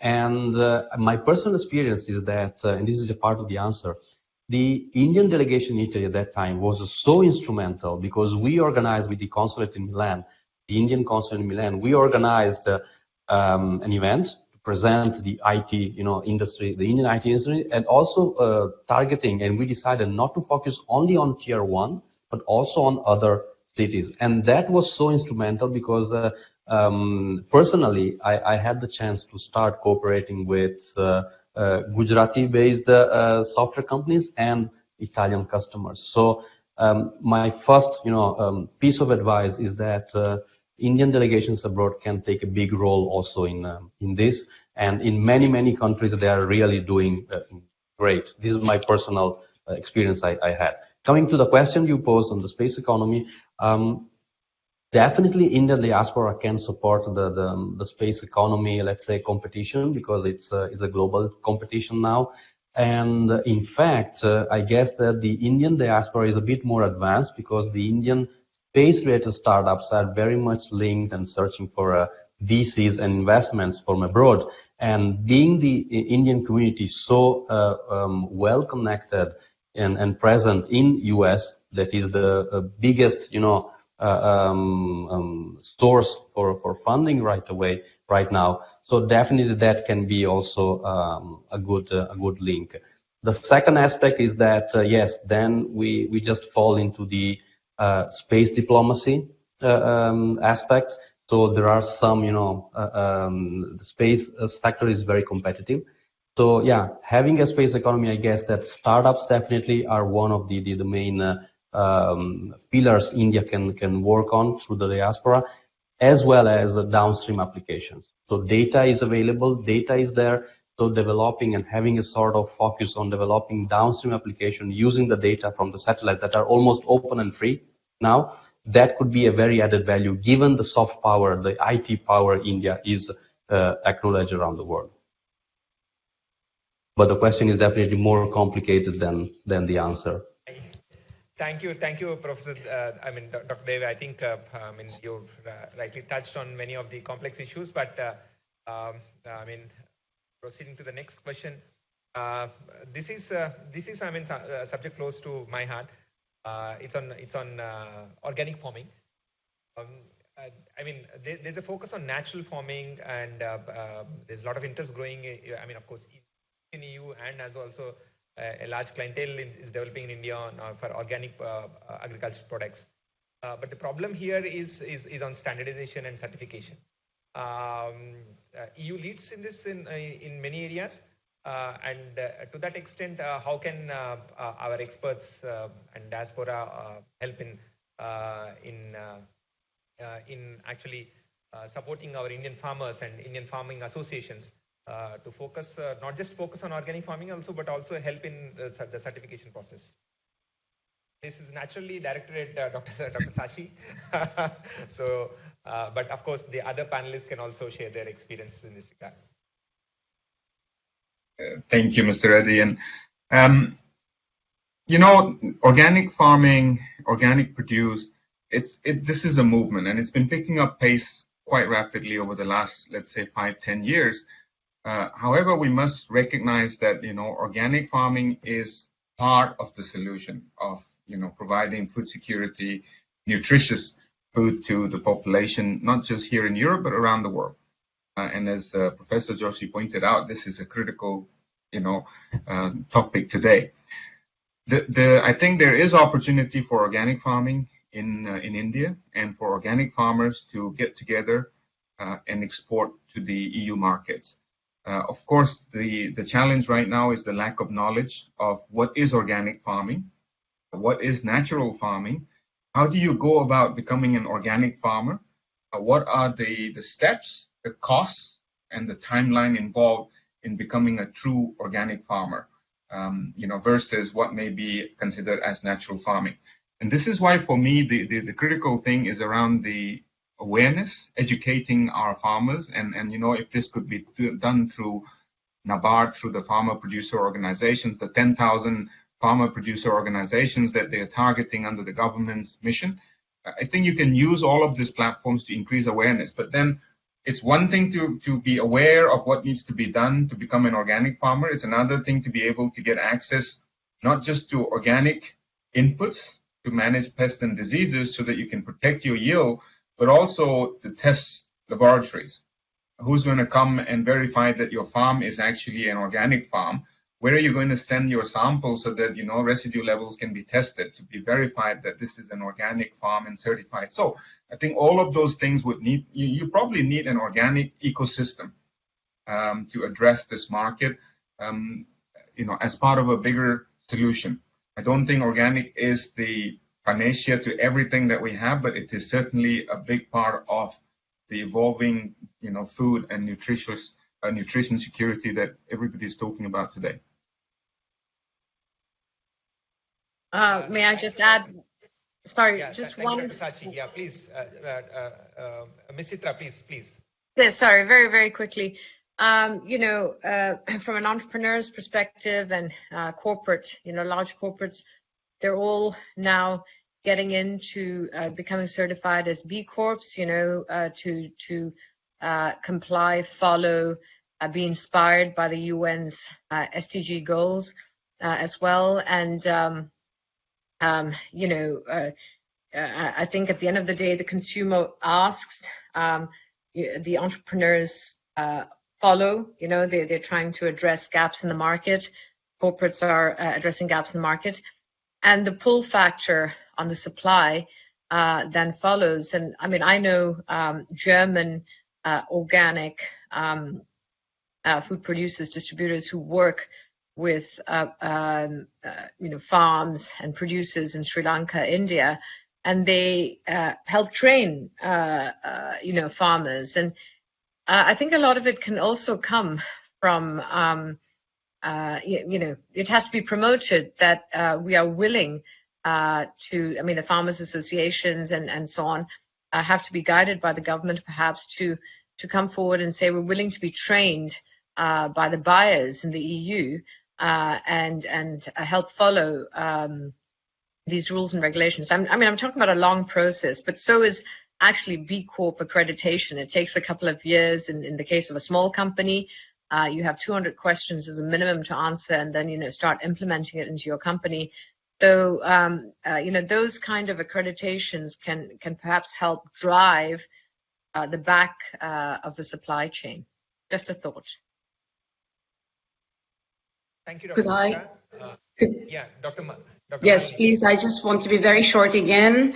It's just a word that I would like to thank also Professor Gulshan Sachidevaji to have mentioned this, because I think very importantly we need, at least on the cultural side, because academics, you've all spoken about different things, but there has not been any mention on culture, and I would like to carry that idea forward. I would take the responsibility, if you need, to you know, collectively coordinate and do something which could, unite our Indians, or particularly of the diaspora in the EU, and not work in different communities. This is one of my key points that I try to emphasize, because I work a lot and been for the past 40 years with French people who admire India as a whole. And let us show that. Let us be the Pravasi Bharatiyas, and not only say that we hail from here, this state and that state, because they look at us as Indians. And let us try and defend that national flag. And of course, we come from different regions. We love our state, we love our food, we love our customs, and that should be, personally speaking, secondary. We should work for the unity of our nation, for the brand image of India, made in India, brought to you. That's my policy, and that should be brought with our first and foremost, our unity, because that's when that would be, kind of removing a couple of stereotypes, which I have to often answer to. And I have been seamlessly, working on those lines, coordinating with French people, answering the difficult questions. And now the difficult questions have become curious and interested questions. So I think we should, first and foremost, be proud of which state we belong to, but be proud of the fact that we are Indians and we are Pravasi Bharatiyas. And that's what I wanted to say. So I totally will work with you, in tandem with you, if you need any help on the cultural side, where I'm quite aware of how things are happening. Thank you very much. Namaskar. Thank you, Dr. Malini. I should apologize that we are already half an hour beyond the schedule, but it has been a riveting and enriching interaction with all of you. I have the task of summarizing such rich discussions. I'm not sure I can do a good job about it, madam, but if you all permit, I'll quickly highlight 4 or 5 key takeaways of our discussion today. I think we all agree that India and EU are poised for a higher trajectory of growth in terms of our strategic partnership and future relations. Number 2, diaspora has definitely a critical role to play, whether it is education, whether it is IT, whether it is food security, climate change, global health pandemics, or new frontiers of technology like biomedicine, space. This is what is going to define India-EU relations in the future.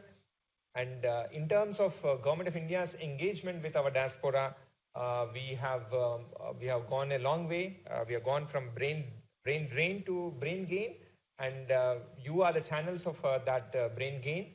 To that extent, science and innovation diplomacy should be the core element of our diaspora outreach. And more importantly, at a fundamental level, the point that has been highlighted by many speakers is that it is time to have a pan-India diaspora voice in the EU, not just to consolidate and connect our diaspora across various EU member states, but also to ensure that the Indian voice is heard in various EU institutions and EU mechanisms, and more importantly, to help build brand India. I think this event is happening under the auspices of the ACAM Week celebrations that Minister of External Affairs is leading. And I think diaspora has a huge role in taking the spirit of ACAM forward and ensuring that we all participate in building India's soft power and ensure those dividends come back to India while you continue to contribute in your adopted homes. Thank you very much, ma'am, and thank you very much for all of you who have joined this special regional conference on Indian diaspora in the EU. Thank you all.